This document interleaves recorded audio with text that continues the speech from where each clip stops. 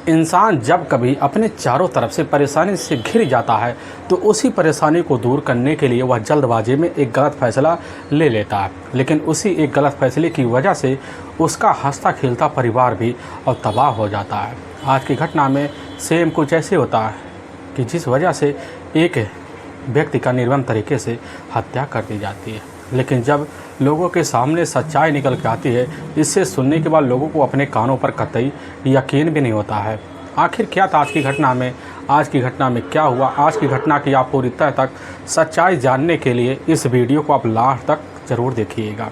नमस्कार दोस्तों, मैं प्रदीप कुमार आपको इस टेढ़ी बात चैनल पे मैं स्वागत करता हूं। दोस्तों आज की यह जो सच्ची घटना या घटना सुनाने से पहले मैं आपसे एक छोटा सा रिक्वेस्ट करना चाहता हूं, क्योंकि आप अगर इस चैनल पर नए आए हुए हैं और पहली बार आए हुए हैं तो एक बार जाकर आप अपने इन्हीं प्यारे हाथों से आप इस चैनल को सब्सक्राइब ज़रूर कर लीजिएगा, ताकि आपकी वजह से आज यह जो इम्पोर्टेंट कहानी है यह काफ़ी लोगों तक पहुँच जा सके, और इसके लिए हम आपके तहे दिल से भी शुक्रगुजार रहेंगे।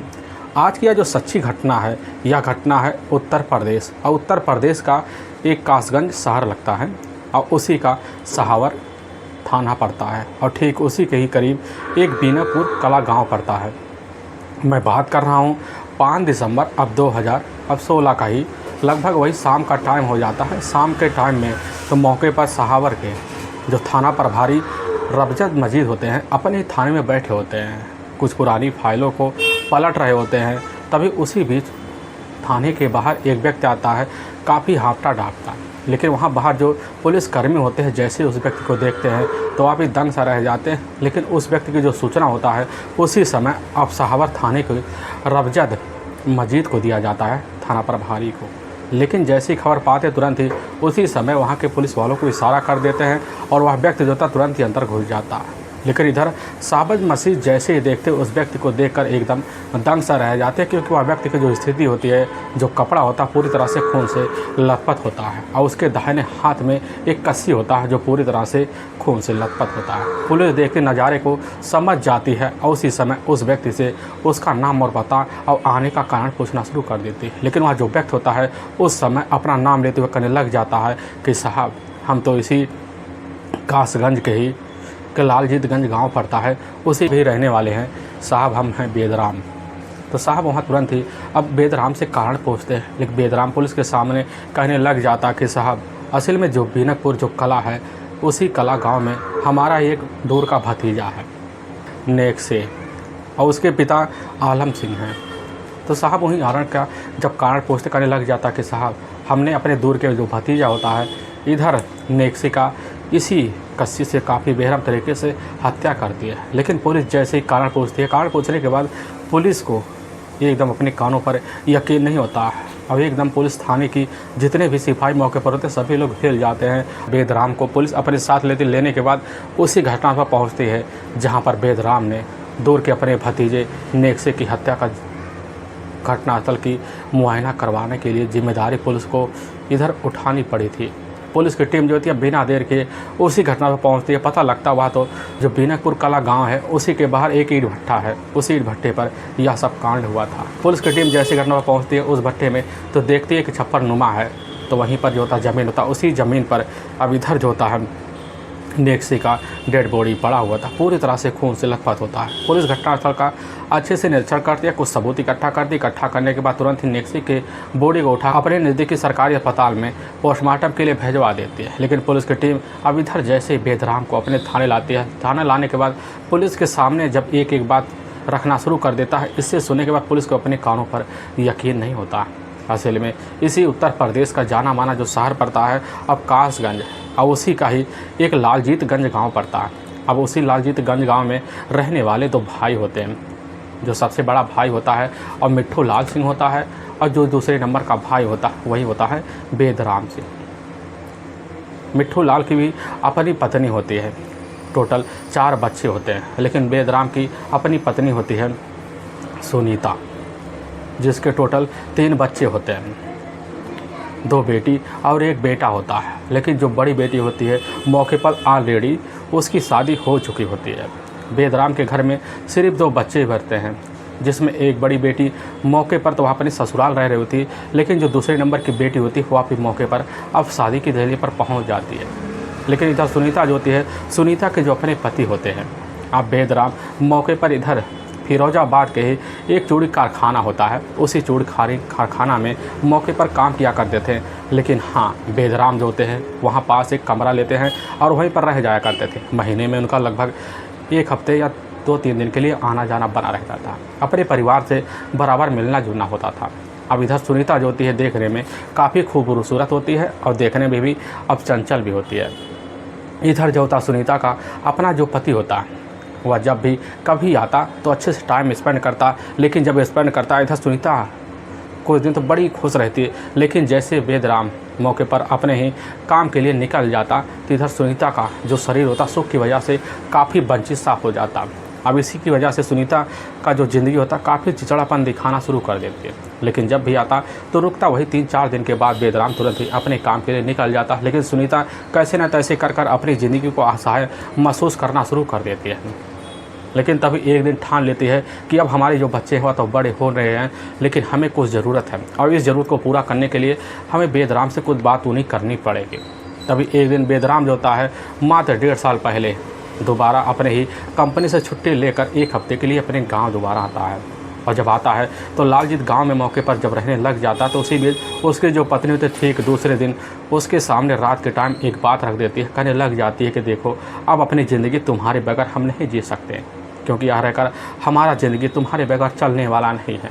क्योंकि अब तो हमारी जो बड़ी बेटी है वह तो हमेशा के लिए अपने ससुराल चली गई है, लेकिन हमारे 2 बच्चे हैं वह तो घर में रहते हैं, लेकिन हमारी जो शरीर है कुछ सुख की मांग करते हैं। यह बात जैसे बेदराम सुनता है उसी समय बेधड़क में इधर सुनीता को कहने लग जाता है कि तुम्हारी लग रहा है वो ज़रूरतें को पूरा करने के लिए हमारी बस की बात नहीं है, लेकिन हाँ अपनी ज़िंदगी में हम तुम्हें जो होता है ऐसी कोई दुखी नहीं देना चाहते जिस दुखी से तुम परेशान रहो।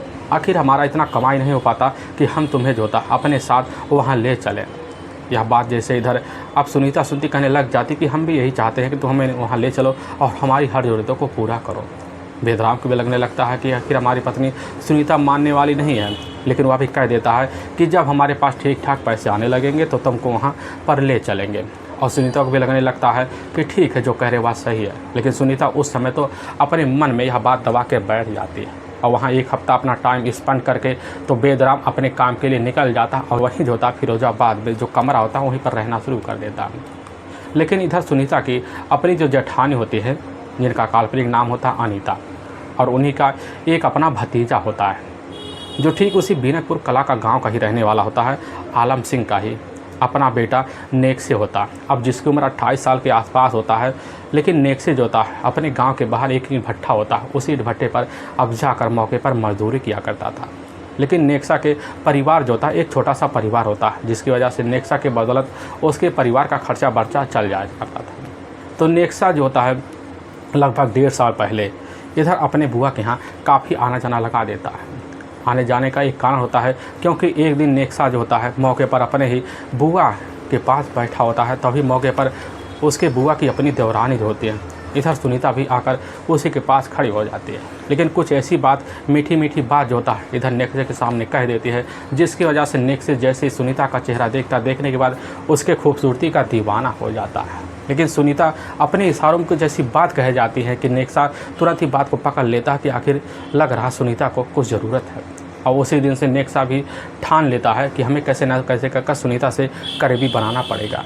और उसी दिन से नेक्से का लगातार हर दिन आना जाना बन जाता अपने बुआ के यहाँ। लेकिन जब भी आता तो उस समय सुनीता के घर में ज़रूर जाके बैठ जाता, पूरी जानकारी लेता, लेकिन हर बार सुनीता को ज़रूर वह निहारता रहता था। लेकिन सुनीता को भी लगने लगता है कि नेक्से के आखिर मन में क्या चल रहा है। लेकिन इधर सुनीता की भी कुछ ज़रूरत होती है, वह भी समझ जाती है कि हमारी ज़रूरत के लिए लग रहा है नेक्सा काफ़ी अच्छा लड़का दिख रहा है। तभी एक दिन अपने दिल में काफ़ी हिम्मत जोता नेक्सा तो रखता है, और जब रखता है तो एक दिन अपने बुआ के घर में तो जाता है तो उस समय देखता है कि सुनीता मौके पर नहा धोकर अपने ही कमरे के बगल में बैठी हुई है। उसी समय जाकर तुरंत बेधड़क बिना किसी देरी के नेक्सा अब सुनीता के सामने अपने प्यार का इजहार कर देता है। लेकिन जैसे ही करता तो उसी समय इधर जो होती सुनीता भन्ना आ जाती है और उसी समय डांट टपाट लगाकर मौके पर वहाँ से भगा देती है। लेकिन इधर पूरी रात जो होता है सुनीता सोच सोच के नहीं सो पाती है। भले भी उम्र में सुनीता उससे दोगुनी थी, लेकिन तब भी जो होता सुनीता को भी लगने लगता है कि नेक्सा हमारे लिए एकदम परफेक्ट है, हमने उसको बेकार में डांटा पाटा। पूरी रात जो होता कैसे न तैसे गुजरता है, उसको भी लगने लगता कि हमारे पति के साथ हमारी ज़िंदगी रहकर काफ़ी बेकार सा हो गया है, आखिर कोई ना कोई साथी चाहिए। और यही सब सोच साच के सुनीता का जो रात होता बड़ी ही बेतड़क घटता है। और सुबह का जब टाइम होता तो उसी भी सुनीता अपनी जेठानी के पास जाती, कहने लग जाती कि दीदी असल में नेक्सा जो होता है वह मौके पर क्यों नहीं आया। अब जैसी यह बात उसकी जेठानी सुन कहने लग जाती है असल में नेक्से जो होते हैं वह आएगा, लेकिन हाँ हो सकता है शाम तक आएगा। लेकिन यह बात जैसे ही सुनीता सुनती है, सुनने के बाद उसके दिल को बड़ी तसल्ली मिलती है कि चलो अब नेक्से तो आएगा, उससे दोबारा हमसे मुलाकात होगा, लेकिन बेधड़क उससे अपनी मन की बात हमें उसके सामने अब रख देंगे। इधर पूरे दिन जो होती है सुनीता बैठकर शौक श्रृंगार कर कर अब नेक्से का आने का इंतजार करती है। लेकिन जैसे शाम का टाइम होता है उसी बीच नेक्से जो था खुद सुनीता के दरवाजे पर धड़क जाता है और तुरंत दरवाज़ा बाहर से पीटना शुरू कर देता। लेकिन सुनीता जैसे दरवाज़ा खोलती सामने ही अब नेक्से को देखने के बाद उसके दिल को बड़ा तसल्ली मिलता है, तुरंत ही अंदर लेती है और बाहर से कुंडी लगा देती है। और लेने के बाद नेक्से से कहने लग जाती कि हमसे बहुत बड़ी गलती हो गई नेक्से, जो हमने तुमको डांट फटकार लगाकर यहाँ से भगा दिया, हमें वह नहीं करना चाहिए था। अब नेक्सी जैसी आवाज़ सुनीता को सुनता वह भी समझ जाता है कि लग रहा है सुनीता बुआ कुछ चाहती हैं, और तुरंत ही उसी समय बिना देर के उसकी खूबसूरती का इतना तारीफ़ कर देता है कि सुनीता अब ना चाहते हुए भी इधर जो होता नेक्सा को अपने करीब पाना चाहती है। और उसी समय नेक्सा के सामने खुले दिल से पूरी बात रख देती है। और जैसे नेक्सा सारी बात सुनता अपनी बुआ का, सुनने के बाद बिना देर किए अब सुनीता नेक्से को अपने हाथ में लेती है, लेने के बाद अपने ही बेडरूम में ले जाती है और वहाँ पर मिलकर दोनों संबंध बना देते हैं। लेकिन पहली बार अपनी बुआ की संबंध की तृप्ति पाकर इधर जो था नेक्सा काफ़ी खुश हो जाता है, इतना खुश हो जाता है कि उस दिन से अपने बुआ को अपने दिल के करीब देखना शुरू कर देता। और उस दिन से हर दिन नेक्सा बिना पूछे ताछे जो था अपने बुआ के घर पहुंचता और इधर सुनीता तुरंत ही अपने घर में घुस आकर हर दिन वही रिश्ता रखना शुरू कर देती। अब यह रिश्ता का जो सिलसिला होता है बेधड़क चलने लग जाता। लेकिन इधर बेदराम जब भी अपने घर आता 2-3 दिन 4 दिन के लिए, तब देखता कि सुनीता का जो चेहरा होता काफ़ी खिला खिला होता, उसको भी लगने लग जाता कि आखिर क्या कारण है। लेकिन वह जानने की भी कोशिश करता है, और जब कोशिश करता है तो उसको भी कुछ भनक हो जाता है कि आखिर जो होता है इधर हमारे बड़े भाई की जो पत्नी है, आखिर में उसका जो भतीजा होता है वहाँ बैठने की वजह हमारे घर ज़्यादा क्यों रहता है। अब नेक्से के इस हरकत को देखकर शंका होना तो शुरू हो जाता है, और जब सोने लग जाता है तो इधर जो होता बेदराम भी उस समय एक दिन जाकर खुद अपने ही घर में जब बैठा हुआ देखता है नेक्से को, तो तुरंत उसके पास खड़ा हो जाता है बेदराम। अब कह बैठता है कि असल में नेक्से तुम देखो, तुम तो एक नौजवान लड़का हो, तुम्हारी उम्र लगभग 28 साल के पार होगी, क्यों ना तुम कोई एक बढ़िया सा काम देख लो और जाकर वहाँ पर काम करो, क्यों बेकार में इधर उधर घूमते रहते हो। यह बात सुनता नेक्से के मन में एक शंका सा हो जाता है कि लग रहा हमारे फूफा को कुछ ना कुछ भनक तो ज़रूर लग गया होगा। लेकिन वहाँ से यह सब कह कर मौके पर इशारा कर कर वहाँ जो होते हैं बेदराम तो अपने घर में जाकर अपने कमरे में सो जाते हैं, और फिर 3 दिन रहकर मौके पर ड्यूटी के लिए अब फिरोजाबाद चले जाते हैं। लेकिन इधर जो होता है सारी बात जो होता अब नेक्से जाकर अपने इधर बुआ सुनीता को बता देता है, और जब बताता सुनीता को भी लगने लग जाता है कि हमारे पति को लग रहा है कुछ ना कुछ अब शंका हो गया है। अब उसी दिन से दोनों सतर्क हो जाते हैं। लेकिन जब सतर्क हो जाते हैं तो चोरी छुपे तो जारी रहता है, लेकिन इसकी जो भनक होता है आस पड़ोसी को भी लग जाता है और दिखने भी लग जाता है। ये लग रहा है कि असल में जो होता है इधर कुछ ना कुछ तो गोल में मटोल पड़ा हुआ है, क्योंकि आए दिन जो होता है इधर नेक्सा का अपने बुआ के घर ना जाकर अपनी छोटी बुआ के घर क्यों आना जाना लगा रहता है। अब यह सब सोच साच के पड़ोसी काफ़ी ज़्यादा परेशान हो। जब परेशान हो जाते एक दिन खुद जाकर सुनीता के सामने ही बेधड़क कहने लग जाते कि सुनीता देखो, आखिर में वह एक नौजवान लड़का है और तुम्हारे घर में एक नौजवान युवती भी है, अगर कहीं ऊँच नीच हो गया तुम्हारे परिवार में बदनामी के सिवा कुछ बचेगा नहीं। लेकिन सुनीता जैसे अपने पड़ोसी की बात सुनती उसी समय खुद पड़ोसी को ताना देना शुरू कर देती, कहने लग जाती है कि हम तो अपनी बेटी को देख दाख लेंगे, लेकिन तुम्हारे घर में कुछ युवती हैं, उनको भी तुम्हें ध्यान देना चाहिए। यह बात सुनकर खुद वहाँ जो पड़ोसी मौके पर चले जाते हैं, लेकिन वहाँ भी उनके मन में तसल्ली नहीं मिलता। लेकिन इधर तभी एक दिन जोता खुद बेदराम अपने घर जब घर आता है तो पड़ोसी के पास एक दुकान होता है, उसी दुकान पर जाकर बेदराम बैठ जाता है। तो मौके पर वहाँ कुछ औरतें होती, वहाँ औरतें होती है बेदराम के सामने उसी दौड़ता है अब नेक्से और साथ में सुनीता के रिश्ते के बारे में कहासुनी शुरू कर देते हैं। लेकिन बेदराम जैसे ही पता पाता उसी समय बिना देर के भन्नाते हुए अपनी पत्नी सुनीता के पास पहुंचने के बाद तुरंत ही उसी समय उससे पूछताछ शुरू कर देता। लेकिन सुनीता उसी समय कह देती है, देखो तुम्हारी कमाई से काफ़ी लोग जलते हैं, क्योंकि तुम्हारा कमाई इस तरह की हमारे पार को जो खुशी है वह खुशी को कोई देख नहीं सकता है। और इसीलिए हमारे रिश्तेदार, हमारे पड़ोसी भी तुमसे जल रहे हैं, हमसे जल रहे हैं कि इनके परिवार में खड़ास कैसे आएँ। और तुम उनकी बात पर यकीन ना करो। अगर यकीन करोगे तो हमारे दोनों का जो रिश्ता होता है बर्बाद हो जाएगा। यहाँ तक कि तुम्हारा नेक्से जो होता है एक दूर का रिश्तेदार है, और रिश्तेदार होने के नाते हमारा हक बनता है कि उसका हम सही से देख रेख करें। बस यहीं तक हमारी बात सीमित है। और हंसी मजाक तो बुआ के रिश्ते में चलता ही है। और बेदराम अपनी पत्नी की बात सुनता है, उसको भी लगने लगता है कि हमारी जो पत्नी है वह तो सही कह रही है। लेकिन वह शंका मन बस होता है, मन लेकर वहाँ से चला जाता है। लेकिन अपने काम वहाँ फिरोजाबाद जाता है, लेकिन वहाँ उसका मन नहीं लगता है। वह सोचता है क्यों ना एक बार अपनी आंखों के सामने पूरा नज़ारा देखा जाए और कहीं ना कहीं पकड़ने की कोशिश किया जाए। लेकिन उस दिन के बाद जो होता इधर बेदराम को ढंग से नींद नहीं आता। तभी एक दिन कंपनी से मौके पर छुट्टी लेता और बिना बताए जो होता है अपने गांव अब लालजीतगंज पहुंचता है। लेकिन जब लालजीतगंज पहुंचता है तो अपना जो साइकिल होता है अपने बाहर ही खड़ा कर देता और धीरे धीरे घर के अंदर दाखिल जो देखता है कि एक जो बच्चा होता है उसका बगल पर बाहर बैठा होता, बड़े शांत स्वभाव से बोल देता कि तुम चुप रहो। तो उस बेदराम चला जाता है, देखता है दरवाजे का एक जो सिटकनी होता मौके पर खुला हुआ। लेकिन जैसे ही अब बेदराम हाथ लगाता दरवाज़ा खुल जाता, उसके सामने उसकी जो अपनी पत्नी सुनीता और साथ में दूर का दो भतीजा होता है। इधर नेक से दोनों हम बिस्तर हुए पड़े होते हैं। अब यह नज़ारा देखकर तुरंत बेदराम सन्न से रह जाता। लेकिन मौके पर नेक से जो होता वहाँ दुम दमाकर भाग जाता। लेकिन अपनी पत्नी को पाता है, सुनीता को वहीं बेरहमी तरीके से इधर जो होता है बेदराम पिटाई कर देता है। इतनी पिटाई कर देता है कि मौके पर वह बेहोशी की अवस्था में आ जाती है। लेकिन जैसे होश आता है तो उस समय जो होता है काफ़ी समझाते बुझाते हैं। समझाते बुझाने के बाद जो होता है इधर कहने लग जाते हैं कि हम नहीं जानते थे कि तुम हमारी मजबूरी का फ़ायदा इस तरह उठाओगे। लेकिन तुरंत ही सुनीता बेधड़क कहने लग जाती है कि हमने तुमसे कभी पहले बोल रखा था कि हमको भी साथ ले चलो, लेकिन तुम हमारी बात मानने वाले होते नहीं। यह बात सुनता है तो बेदराम को भी कुछ लगने लगता, वह कहने लग जाता है कि अब तो हमेशा हमेशा के लिए तुम्हारे पास ही रहेंगे। यह बात सुनते सुनीता तो एक बार चौंक जाती, आखिर क्यों आप हमारे पास रहेंगे। वह कह देते हैं कि हमने सारा काम धाम छोड़कर तुम्हारे पास रहने के लिए फैसला लिया, हमने कंपनी से छुट्टी भी ले लिया, तुम्हारी हर ज़रूरत पूरा करेंगे। उसी दिन से जो होता है इधर बेदराम अब सुनीता के साथ अपने घर में रहना शुरू कर देता है। लेकिन इधर अब सुनीता और साथ में नेक्से का दोनों का मिलना जुलना दुश्वार हो जाता, क्योंकि नेक्से जब भी आता तो अपनी सिर्फ बुआ के घर में रहता, अपनी छोटी बुआ के घर में नहीं जा पाता, क्योंकि वहाँ बेदराम का घर में पूरी तरह से पहरा होता है। लेकिन इधर लगभग जैसे ही 1 महीने का वक्त बीतने के बाद भी जो होता है मिलना जुलना नहीं हो पाता।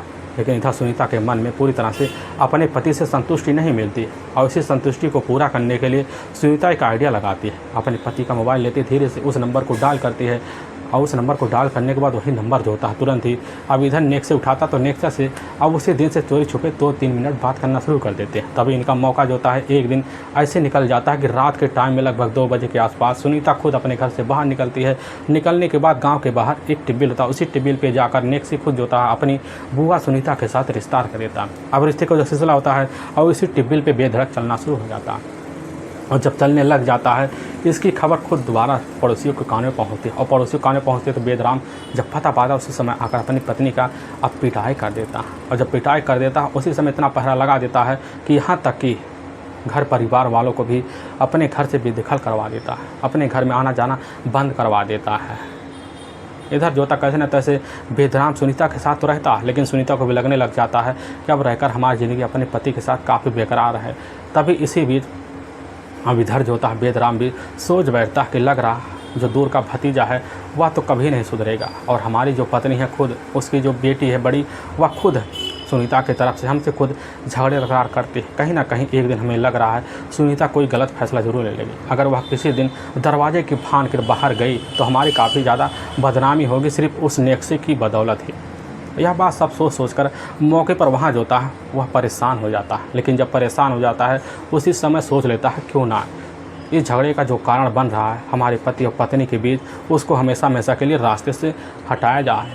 और यह सब सोचकर नेक्सा को अपने रास्ते से हटाने के लिए मौके पर उसी समय जो था बेदराम लग जाता। और जब नेक्से को अपने रास्ते से हटाने के लिए लग जाता है तो एक बड़ा ही शातिर प्लान बनाता है। लेकिन दूसरी तरफ जो होता है इधर अब नेक्से और साथ में दोनों सुनीता मिलकर हमेशा हमेशा के लिए एक साथ ज़िंदगी बिताने के लिए फैसला ले लेते हैं। बस सोचने लग जाते हैं क्यों ना अपने पति को धोखा देकर कहीं ना कहीं अपनी ज़िंदगी बिताया जाए। लेकिन इधर जो होता है अब बेदराम अपने प्लान को कामयाब बनाने के लिए एक काफ़ी अहम षड्यंत्र बनाता है। इसी षड्यंत्र के तहत जो होता है मौके पर जहाँ पर नेक्से जिस ईंट भट्टे पर काम किया करता था उस ईंट भट्टे पर उसको एक प्लान सोच बैठता है और उस ईंट भट्टे पर जाकर जो होता है मौके पर वह भी नेक्से से मिलता और कहता था भी हमें भी इसी ईंट भट्टे पर लगा दो।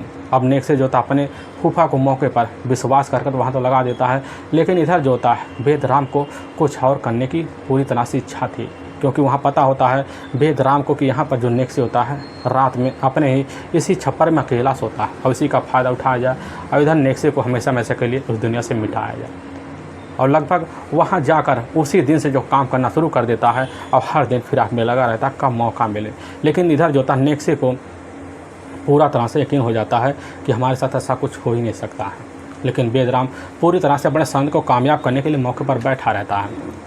लेकिन तभी 5 दिसंबर अब 2016 का ही अब जैसे ही शाम का टाइम, तो शाम के टाइम में इधर नेक्सा मौके पर ईंट भट्टे पर काम कर काफ़ी थक जाता है और थकाहारा खाकर आराम से काफ़ी गहरी नींद में मौके पर सो जाता है। लेकिन इधर बेदराम की आंखों में कभी नींद ही नहीं आती है और बेदराम सोच कर काफ़ी ज़्यादा परेशान हो जाता है। लेकिन जैसे ही देखता कि शाम हो गया है मौके पर इधर नेक्से काफ़ी गहरी नींद में आ चुका है, तुरंत ही उठता है। उठने के बाद पास जाता है, एक जो होता कस्सी लेता है, उसी कस्सी को लेकर एकाएक प्रहार जो होता है अब इधर जाकर नेक्से के ऊपर करना शुरू कर देता है। लेकिन नेक्से मौके पर उठता भागने की कोशिश करता, वहीं पकड़कर उसका उसी समय जो होता है पैर दबाने के बाद उसी के ऊपर उसी कस्सी से एक के बाद एक प्रहार किया जाता है ताबड़तोड़, जिसकी वजह से नेक्से हमेशा हमेशा के लिए वहीं दुनिया छोड़कर चला जाता है।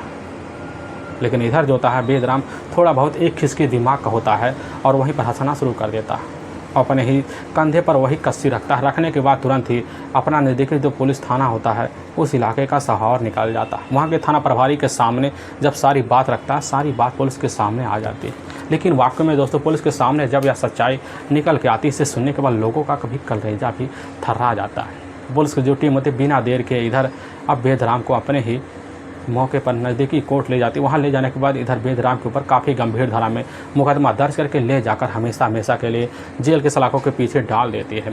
दोस्तों हमें इस घटना का सुनाने का उद्देश्य किसी को परेशान करना नहीं है और ना ही किसी के दिल को ठेस पहुँचाना है, बल्कि आपको यह बताना है कि आप जहाँ भी रहें आप सावधान और सतर्क जरूर रहें।